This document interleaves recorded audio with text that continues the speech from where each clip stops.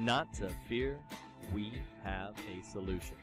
A show where you can learn the art of dispute. Filmed under the glorious technicolor of rainbows and rifles, with a cast of teddy bears armed with blades. Where both the opinions and the adult beverages are strong. Tune in, turn on, and comment your giddy hearts out. We're going live in 3, 2, 1, action! Welcome to the Art of Dispute, the only show where you can be friended and offended all in the same hour, because that's just how we roll. America, we have a problem, and we refer to it as the zero to Nazi effect. And that's when you are online or you're in a group of friends and you express your opinion, and everybody they're so mad at you they're about to go outside and set fire to your car. So that's what we're here to do, is fix that in the Art of Dispute. And we have a great guest panel. I'll go ahead and let you introduce the topic today. Yeah. We got a couple of them. So we've got a hot topic. We went back and forth on like 5 different topics. We couldn't decide. Nobody gets to know the topic before they arrive. So we hit the guest with all these crazy subjects, chat about it for a minute till we find one that there's good disagreement on. And this one had some good disagreement. This was an adamant disagreement between a couple members on the panel, so we're going to make it work here. All right, just recently, Washington, D.C. pushing for this law, and I think it's actually a few different places that are trying to get this pushed through, where 21 and up is the requirement to own a semi-automatic rifle. What do you think about that, guys? Good idea, finally, or oh my God, are you insane? Right? That's what we're going to be chatting about on today's show. But there you go. Before we dive in, we're going to let our guests go ahead and do a self-promotion. That's our what do you call it? Shameless plug. Shameless plugs. Let them talk about what they've got going on in their lives, and so it's their exorbitant pay package. Yes, part of their exorbitant pay package that we let our guests introduce themselves and we give them booze. So, so we'll start with Patrick here. Patrick, he's got the shades working and everything. This guy's this guy's too. He's part of the mafia. Doesn't want to be seen. So yeah, take it away, Patrick. Well, I was a substitute guest at the last minute. Right. I'm incognito at the moment. This is David Pipkin. My name is David. So, I know David Pipkin. You, sir, know David. Oh, I like that. I like that. Well, as a brand new career, David Pipkin is remodeling bathrooms.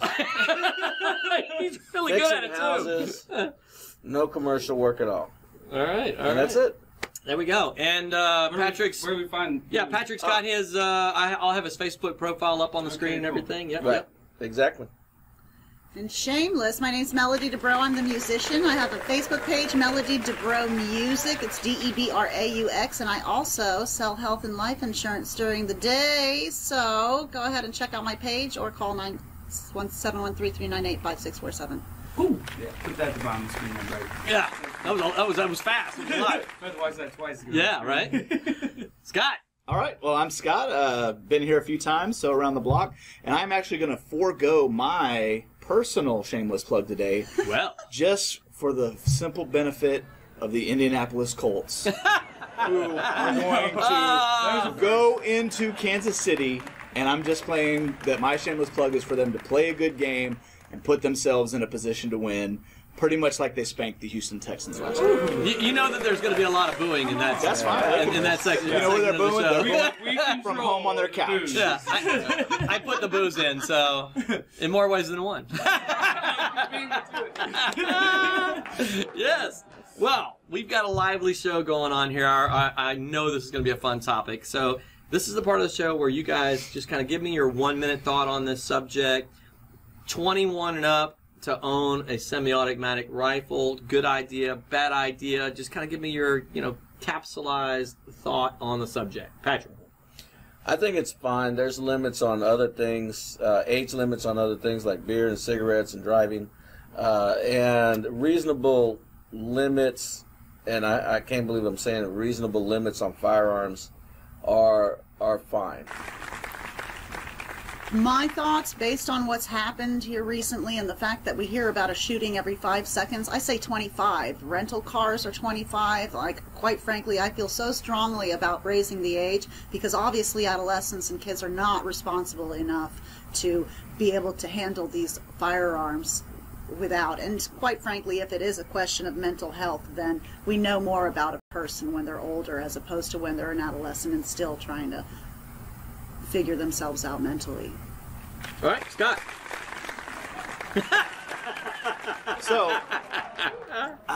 So first of all, we have to separate two things, and both of them are problematic. One is that you have an arbitrary line. And whenever you have an arbitrary line, whether it be 18 or 21 or 25 or whatever it is, it slides at the whim of the times, right? It's not a constant principle. And so in our society, we have delineated the age of 18 as the age of legal maturity and responsibility. So anything having to do with legalities and adults being able to make decisions that they will hold themselves or be held accountable for should begin at that point. The second, more greater problem is the fact that we need to rein in and understand where authority lies. The authority to determine at what age a person can own a firearm of any kind, much less a semi-automatic rifle, does not belong in the federal government. It is not granted to them by the Constitution. We need to take back our state sovereignty, let that decision be made at a state level. I like the decision. Wow. Wow, that was a mouthful. That was a mouthful. Big 53 seconds. Yeah, right. Big opening there. 9.5. So, Good. you know, it makes me think about other things like, you know, you brought it up, which made me think about it was, well, if we can't trust a 21 or an 18-year-old with a gun, why do we trust them with a vote? Isn't Ooh, I didn't think about voting. Isn't one Well, arguably more dangerous than the other? voting isn't influenced directly by drugs, alcohol, hormones. Oh, I don't know. I mean, So is driving. but the maturity So level is to vote. use of a gun. I mean, So we could almost broaden that topic. I brought it to the, what age you're allowed to go into the military. That's what I brought it to was, you can get consent at 17 from your parents to go shoot a fully automatic weapon and kill people, but you can't do it here at home. That doesn't make any sense to me. But On all of these age-limited activities, there are exceptions. For example, you cannot drive until you get your driver's license at 16, 17. If you live on a farm, you can drive at 12 years old. Yeah. If you get the proper paperwork. hardship license. Same thing for drinking. Your parent can pass you a drink at 12 years old at the restaurant. The server has to give it to the parent gives it to the child. So you're drinking at 12 years old, legally. So there's age restrictions, but there are also exceptions to those restrictions, and we can do the same for the firearm.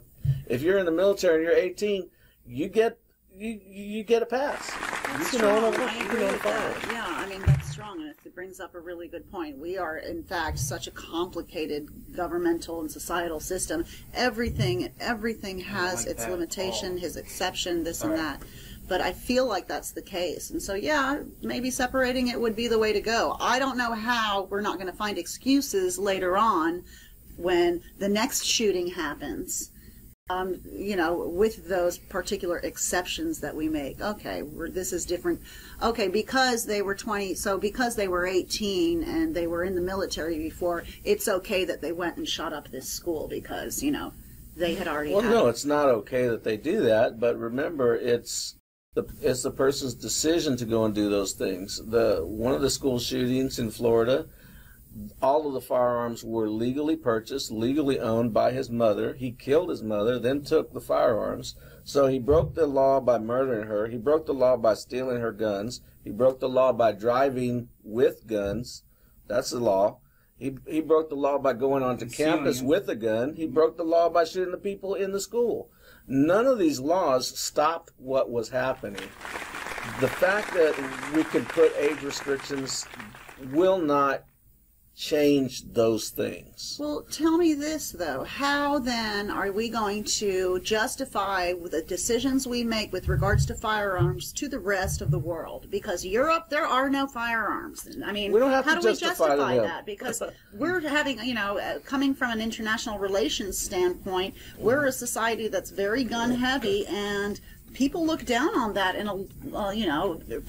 many parts of the world. I don't care if they look down on it. If they don't like the way we do things over here, don't come over here. Yes, I'm an international relations major, so Yeah. I feel like everybody needs to kind of make peace and Yeah.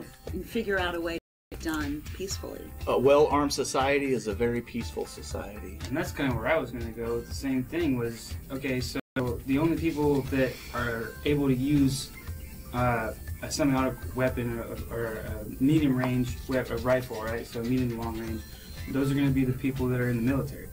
So if there was a civil war, now the only people that know how to use those things are the people against us. Ooh, dang! They're bringing the heat. It's getting so hot. I wonder what they're gonna say. Stick around. Let's find out.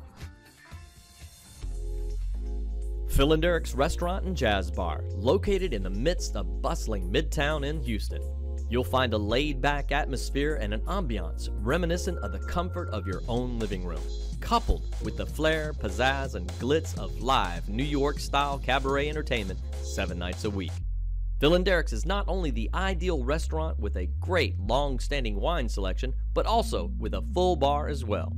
Phil and Derek's stock and knowledge of wines from France, Spain, Argentina, and more, just to name a few, are the envy of wine connoisseurs far and wide.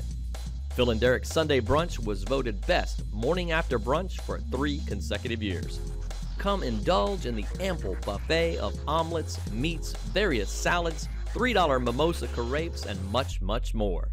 Enjoy delicious foods from the kitchen until midnight. We're equipped with large dining areas, ideal for groups up to 20 in size, whether business or pleasure. Come see all that Phil and Derek's has to offer.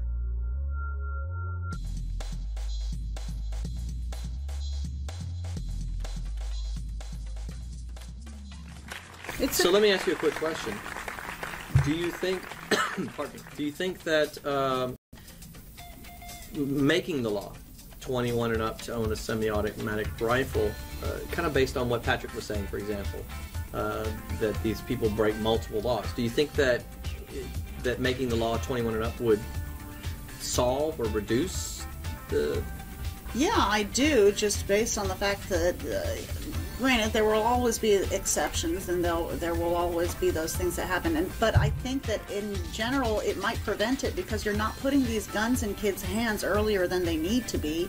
And so, therefore, maybe it gives them a little bit of time to grow up and mature and realize that even though, and don't get me wrong, I've been hunting before, even though you have a gun in your hand, there are certain responsibilities that come with having that gun in your hand. And are you old enough and are you sensible enough to understand that? I think just something that's a little problematic about part of what she said, and not even the gun part. And that's the part where she said, like, allow people to mature further, allow people to grow up further. And the problem there is what we've done kind of culturally and as a society is we have intentionally prolonged adolescence. We have intentionally prolonged the ability that would require someone to grow up and take responsibility for their own actions. And that's what I was going to say. If we put them in their hands at 10, let's allow people to be responsible for themselves, and I think we would be pleasantly surprised with the way that people would respond to that. we put every 10-year-old in a position where they know a little bit about those weapons, and now look, the 10-year-old goes in to shoot a school, like you were saying, or whatever age it may be after 10, but at least every other 10-year-old knows exactly what's coming at them. But then when are we going to have these video games stop? Like, what about all of this? Our kids are completely desensitized already to violence, to, all of these things that they see on TV. They're able to learn how to use these guns on a freaking video game, as far as I'm concerned. And, when do we video get a game little guns more don't work the seriousness same as real into it? guns. I think, but to give To a her, point, to there are give her, attachments, and like I've played the video games, they are very real. I mean, to give her I have to give never, her so a I little bit wouldn't of know. credit, I think that she's right in small sense. Like, first of all, You're barely right. I don't mean that. Barely right. I don't mean that. What I mean is that we do have these games that, where you can shoot up police, you can shoot up these things, and what I think we're missing to go alongside of that is parents and a society that teaches the value of life. Yeah. And to explain Amen. the difference between the reality of life and bullets and this and playing something to kill time. From an early age, our children see death and experience having to face those concepts, But removed. but detached. But detached. Yeah, right. And going back to the prolonged adolescence thing, part of that prolonged adolescence is creating an environment where children don't have to feel disappointment, pain, whatever, as a result of their actions or their performance, right? And by doing that, you rob them of the ability to learn how to cope with those things. And so what happens is you get 18, 19, 20, 21 years old, 30 years old, 40 years old, who don't know how to cope with criticism, people talking about them, whatever, and they go to their primal basis and they act out in violence. And I think that that's part of it too. But really none of that circles back to it being a problem of who can and cannot own a firearm. Whether it be semi-automatic rifle like we're talking about, or a 22.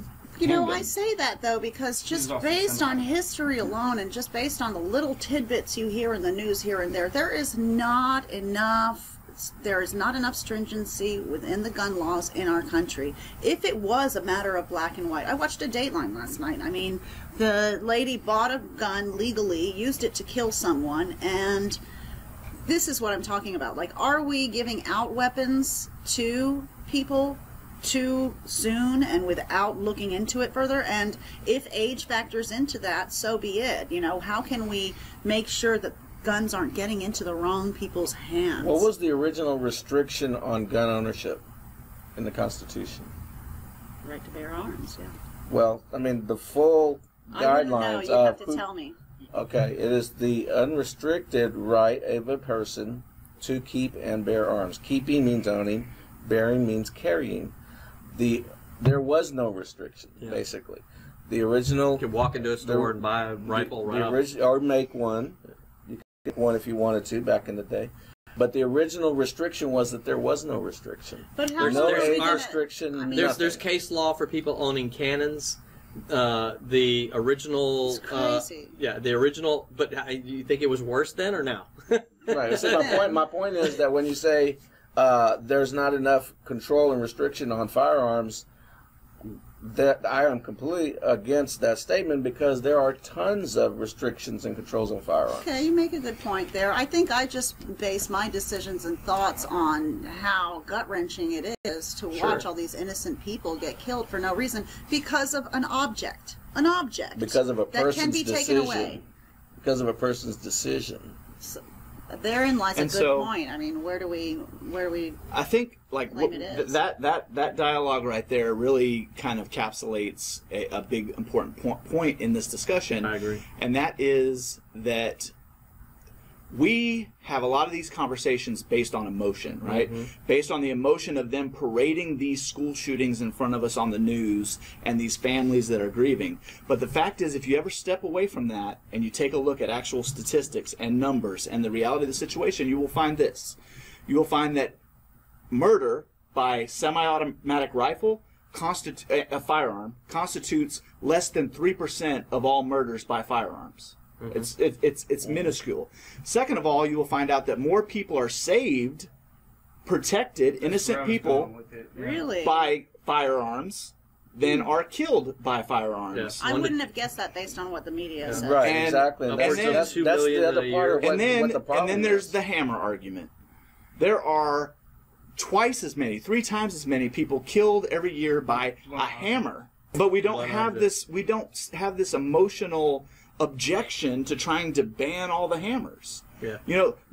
Anything in More people are killed by knives, kitchen knives, Really? than semi-automatic. any I would person never guess that. wanting to do harm to somebody will just find an instrument to do it. Yeah. Well, right now, in London, England, they have, over the course of decades, they have restricted more and more of the guns. Right. They've restricted more and more. So what has happened? Increases in knife attacks. Increases in right. acid thrown in your face. A broken bottle.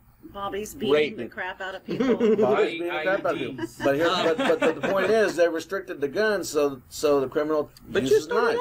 You started out with restrict the semi-automatics to 21-year-olds. Yes, because in my statement that I've made many times, young people are stupid. I can say that because I was a young people. Thank you. I was a young people. I was a young That's the point people. I'm trying to I make. was dumb. Okay, I was irresponsible to a certain extent, and even though I went home every night when I was supposed to, there were still things that I did while I was out that were stupid and wrong. Of course. And, Can we at and so least- because of that, So that's the point I'm getting at, though. Exactly. Is it an age thing? Do we need to? Granted, Well, that's not to say that there aren't some full-grown adults out there that Full-grown don't make adult children. stupid decisions.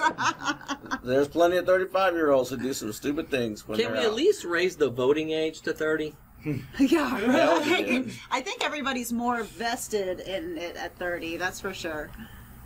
I would be way. It's crazy. I'm like I'm with Scott. I'm a hardcore constitutionalist. I'm like the federal government does not have that authority. They have no business talking about it. If But- anybody was going to have the conversation, it should be the state. All this stuff. But I'm on the side of going. But can we raise the voting age to 30? Can we talk about that? Get this. We talk about voting. You bring up voting, and I think, all right, well, we talk about this subject with gun like control people and are go back and morons forth and before back and 30, forth. really. Have we ever had like a nationwide election, transparent election, just saying, okay, what do you think the age should be? Maybe it should be something that should be crazily democratic and a decision that's made, That is, outside of I apologize, Congress. but that's an anthem or whatever that word is. Anathema? Yeah, that to our entire culture and way of Sure. society. And I always take that down to the micro. Whenever you have a democratically run thing, then you have government by mob rule. And so if the five of us right here decided to institute that on our level, and let's all take a vote on how many people think Melody should pay each of us $100. Yeah.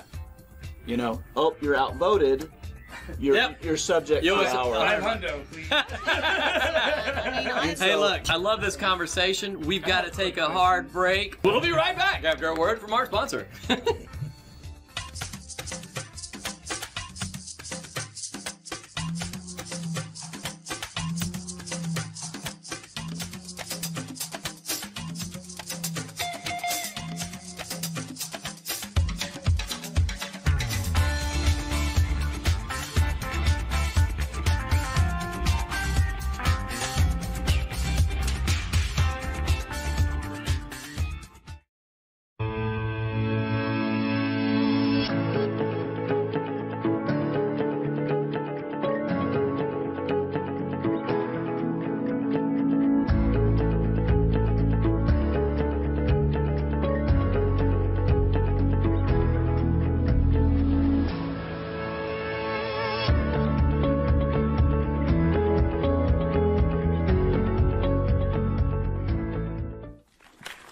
All right, welcome back to the Art of Dispute. All right, first of all, I just remembered because it's always something I have to remember.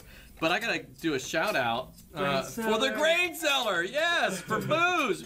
Dude, you're out of beer. How did that happen? Only one for me. Okay, all right, it's only one for him. Sorry, Preston. It's not a new client. I'll drink. We'll drink Scott. We'll drink Scott. So big shout out to the grain seller out in Humble. All things fermented. If you want to learn how to make your own beer, wine, Preston is the man. He's got it going on out there. Really cool guy too, and a really cool shop. So Classes, all that stuff. yeah. All right. So before we headed off to the commercial break, Chris had a question. Yeah, I Chris, wanted to pose a question to y'all. throw it out there again.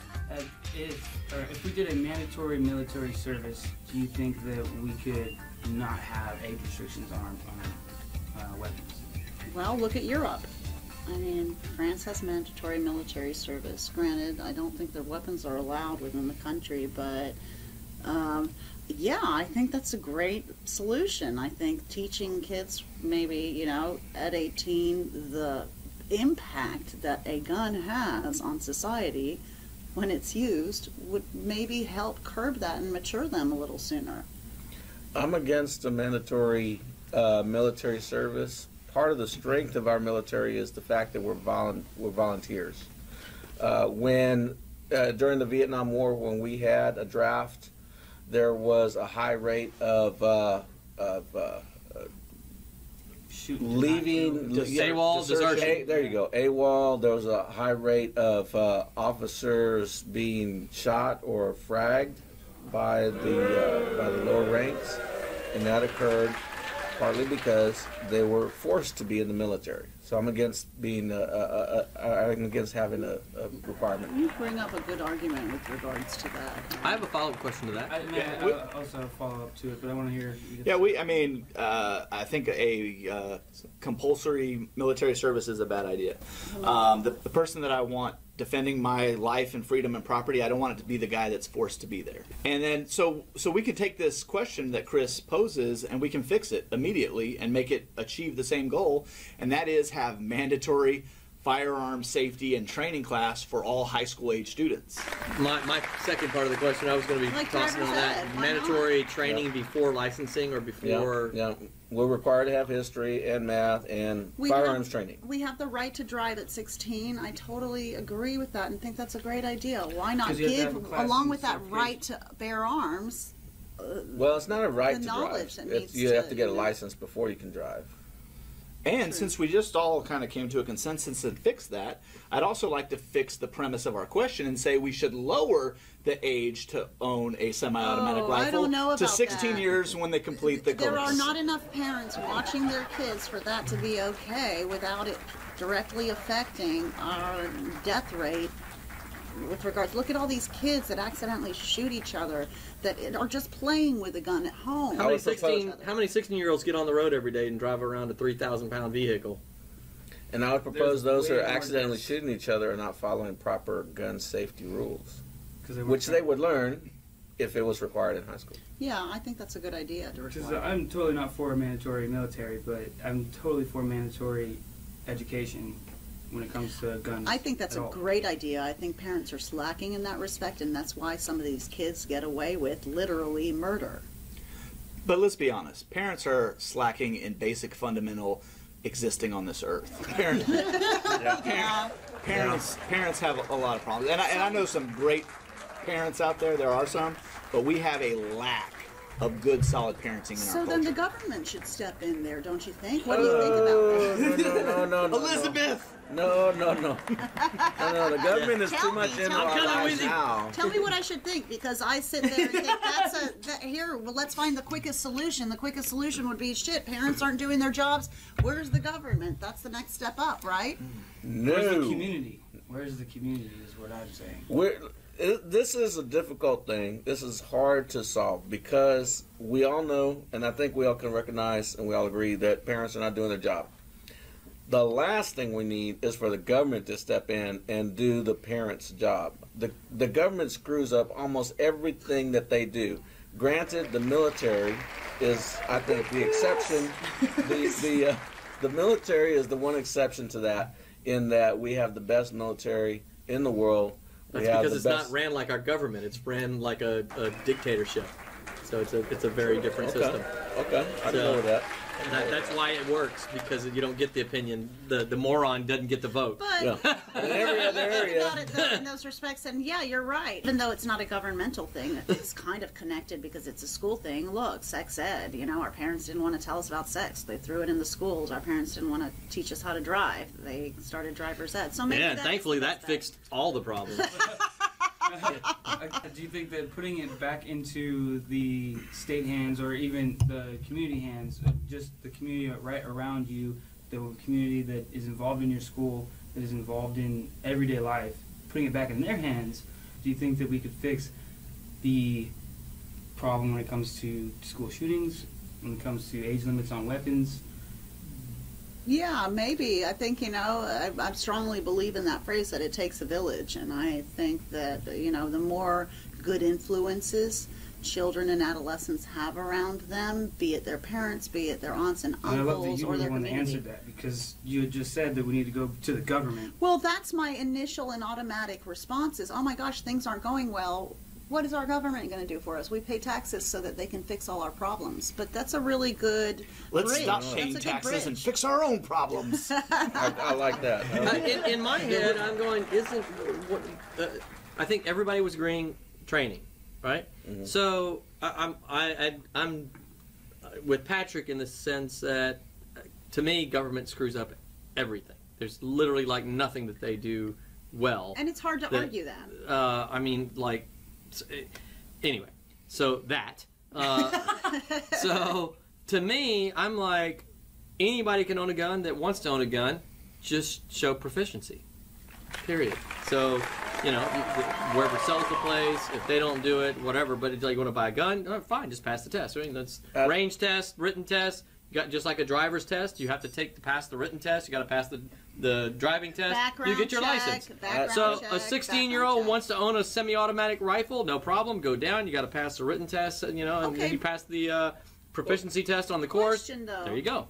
If it's a minor, do you let them take the written test without doing a parental background check? Because they're still being influenced by their parents, and maybe their parents, like that mother you were talking about in Florida, she had all the guns and he got them from her and killed her.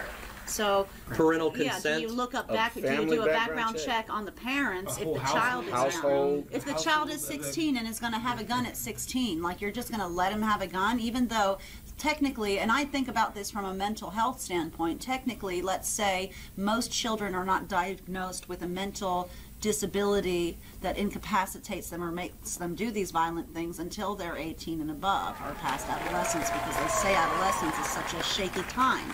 So with that in mind, do we, if we're going to allow kids to, at 16, which I think is crazy, to own guns and buy them themselves, shouldn't we look into whether or not their parents are, you know, responsible people, or at least don't have a history? Do we look into their parents to make sure the parents are responsible when it comes to driving the car? Are they alcoholics or? No, but maybe we should. I don't have any statistics on this, so this is purely like a gut feeling or anecdotal or anything like that. But like, I think that really, generally speaking, background checks create a false sense of security. Like, oh, okay, we're everything's just fine because we're doing background checks, and I don't see the connection between performing background checks and keeping people safe. Statistics. And so I always circle back to, let's just hold individual people responsible for the individual things that they do. And I think that will work. And that's part of the challenge and part of the reality when you live in a society that has freedom and liberty. You take the great with the bad. You take the challenge. You know, you understand that people are responsible for their own decision. A 16-year-old may be 100% completely capable, responsible, mentally suited to own a firearm, and a 3-year-old man may not be. So we should not dictate what the good people can do based on what crazy people may do. And on age, I don't like the mean, background checks solely because people don't communicate even across Louisiana and Texas line. Ooh, dang! They're bringing the heat. It's getting so hot. I wonder what they're gonna say. Stick around. Let's find out. Are you tired of overpaying for TV? Are you sick and tired of getting charged extra for every package you like? Charged extra for sports channels. Charged extra for local channels. Even charged extra for all of your favorite movie channels. Well, you don't have to take it anymore. There is a better option. All of your favorite sports channels, premium channels, movie channels, international channels, and more. With no credit checks, no contracts, and over 5,000 channels for one low price. Watch from your Firestick, computer, smartphone, and more.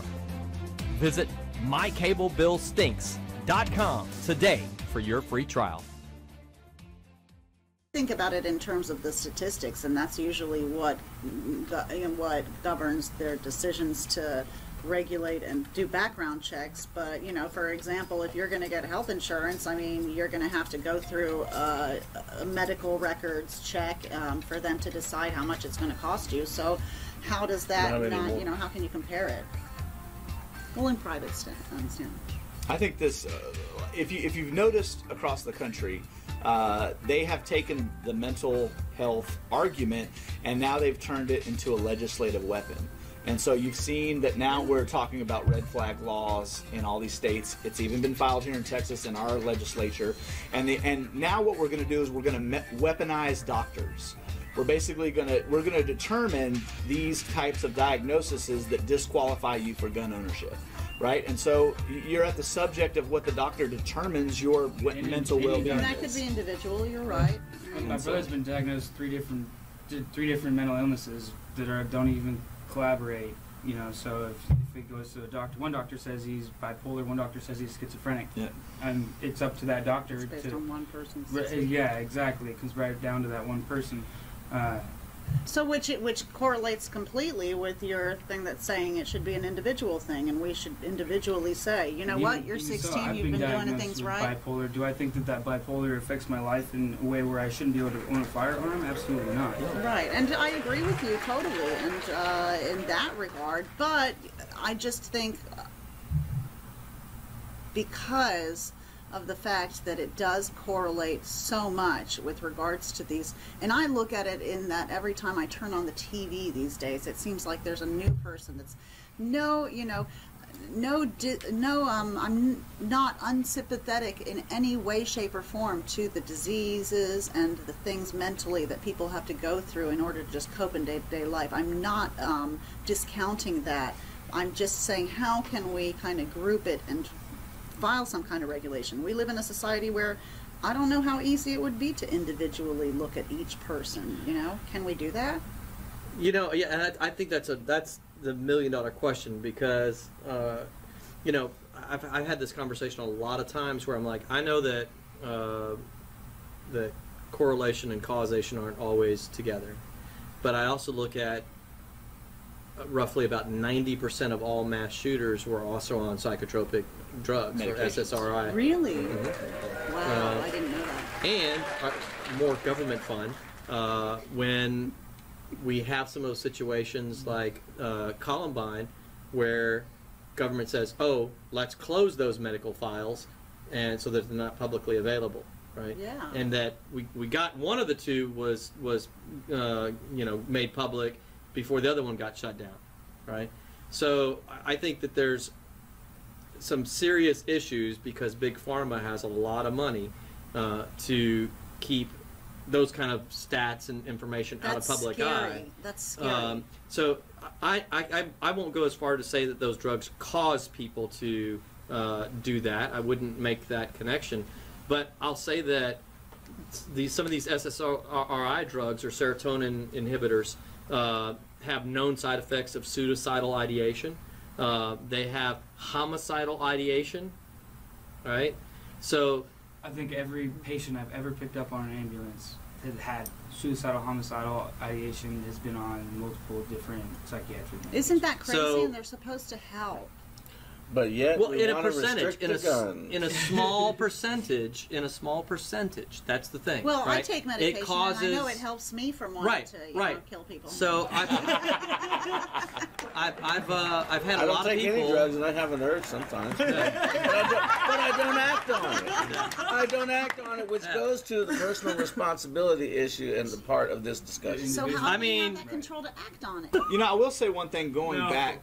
Taking it back to one of my earlier points and playing a little bit of it like a devil's advocate and kind of advocating against my own position, I think I made it clear, I'm unapologetically pro-Second Amendment, no holds barred, basically. However, like, own cannons and tanks. The question as posed, again, was should the federal government do it? And I think we've gotten out that absolutely the federal government has no authority in there. And so what you have when you're talking about like communities that are different and things like that. You brought the states into it too. You know, is that it is a state's decision. And so I honestly truly feel that it is 100% appropriate if California wants to put a semi-automatic ban. You know, we can't use the Supreme Court to beat up the people when it is beneficial to us. We need to be consistent. And if the Supreme Court and the federal government has no authority over state-controlled issues, then they should have no control over state-controlled issues. And if California wants to be a, what do they call it, the laboratory of democracy, right? If California wants to put certain things in place, if those people that live in California like that, then they can live under those types of environment. If they don't, they can move. If they don't, even more, they can vote for new people. Get out. And that's really almost a whole other show. In that same argument can, and in my opinion, should be applied to a number of topics. Show me where the Constitution gives the federal government the authority to say that abortion is legal. Education. Show me exactly. Show me gay marriage. There's a litany of things that the federal government does not have the authority or the power to do. And if it's not expressly stated in the Constitution, it's supposed to default to the state. So, all sorts of overstepping of bounds. We're down to our last 2 minutes. I want to get some closing thoughts here, and has your mind changed on this at all? Definitely. Kind of a thing, and we'll go around, and then we're gonna have some awesome music by Melody over here. Awesome music. Going from what you just said, it has been a slippery slope since the Constitution was signed, that the government has slowly taken our rights and taken more of the power. The power was supposed to be the people granting power to the higher the government as it increases in the first the states and then the national government. And it slowly has reversed over the past 200 years. Since the Civil War. I don't like any kind of restriction on guns, except that there has been, and it's terrible to say this, it's been there in building, so there's reasonable restrictions based on capabilities. Well, I think you guys definitely made me see the other viewpoint. I like the points that you made, and I'm somebody that just watches the news and thinks, oh my gosh, there's something wrong. So what are your thoughts on that in closing? Because you even agreed a little bit with some of the things I had to say, I think. Do we have a censor button? Because my closing statement would be, yippee-ki-yay. Melon farmer. So I think I've been pretty clear on so I don't really have a closing point, but I do have homework for the audience.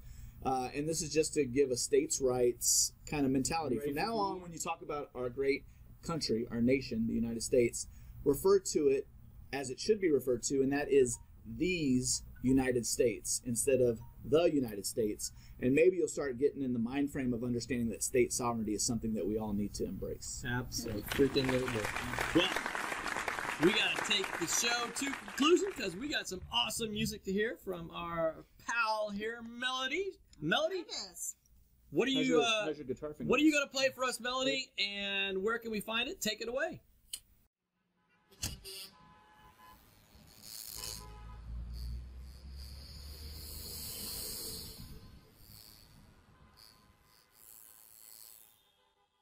Hi, my name's Melody Debraux, and I'm going to be doing a song called Sugar Daddy. It was one that I wrote with a singing partner about 20 years ago. I don't want to age myself, but kind of gives you a little perspective on age and dating.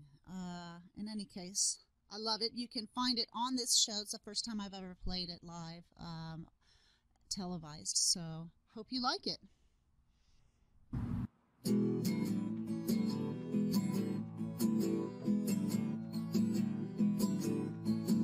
She was driving to the club last night and crashed to a brand new car. But I know that, honey, you don't mind. She's your little star, and you go weak in the knees. And as long as you're the man, you'll give her everything she thinks she needs. Only you're a sugar daddy, she's your baby doll. Rest her up and down.